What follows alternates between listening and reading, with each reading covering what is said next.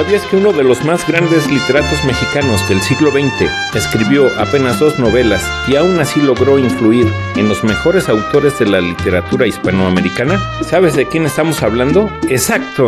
De Juan Rulfo. Acompáñame a ver el siguiente video a propósito de los 40 años de su fallecimiento.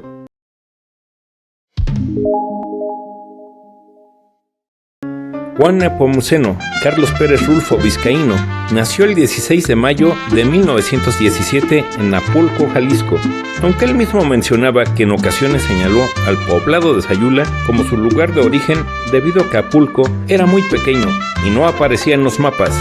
Sus primeros años estuvieron marcados por un México dolido, ya que recién terminaba la Revolución y se vivía la Guerra Cristera. Siendo aún niño, su vida cambió de pronto cuando en 1923 su padre falleció justamente en la Guerra Cristera, mientras que apenas 4 años después también murió su madre. Quedó entonces al cuidado de su abuela y un tío, quienes lo enviaron a estudiar a un internado en Guadalajara. A pesar del ambiente duro, ahí encontró uno de sus primeros refugios, los libros. En 1933, Juan intentó ingresar a la Universidad de Guadalajara, pero una huelga se lo impidió, por lo que se trasladó a la Ciudad de México, donde asistió como oyente a la Facultad de Filosofía y Letras de la UNAM, mientras trabajaba para mantenerse. Durante este periodo, cultivó su hambre por la cultura, ya que se volvió asiduo a las conferencias del arqueólogo Alfonso Caso, del historiador Justino Fernández y del político Vicente Lombardo Toledano. Igualmente entablaría amistad con el escritor Juan José Arreola y con el poeta Efrén Hernández. A lo largo de estos años acumuló diferentes oficios tan variados como agente del Departamento de Migración en la Secretaría de Gobernación, archivista, revisor en el Instituto Nacional Indigenista y empleado en la empresa Godrich Euskadi. Pero sobre todo, se convirtió en fotógrafo viajero. De sus recorridos por comunidades rurales, sobre todo en Jalisco, Veracruz, Oaxaca y Puebla, nacieron más de 6,000 fotografías que capturaron rostros, paisajes áridos, fiestas, ruinas y calles vacías. Entre los años 40 y 50, Rulfo comenzó a publicar cuentos en revistas literarias. En ellos nos han dado la tierra, Macario, Es que somos muy pobres, La cuesta de las comadres, Talpa, El llano en llamas y Diles que no me maten. En 1953 publicó el libro de cuentos El llano en llamas, editado por el Fondo de Cultura Económica. En él se incluían varios de los relatos ya mencionados y otros nuevos.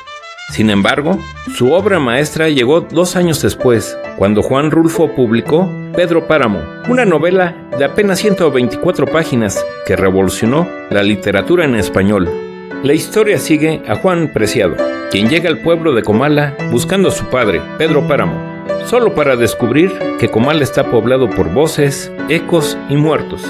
La novela rompió todas las reglas, no sigue un orden lineal, cambia de narrador sin aviso, mezcla vivos y muertos, crea un pueblo que parece existir y desaparecer al mismo tiempo.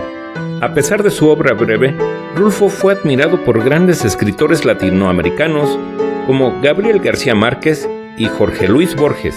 Además recibió prestigiosos premios como Premio Javier Villaurrutia, Premio Nacional de Literatura, Premio Príncipe de Asturias de las Letras. Algunos datos curiosos de Juan Rulfo es que él no se consideraba a sí mismo un escritor, sino un aficionado a la literatura.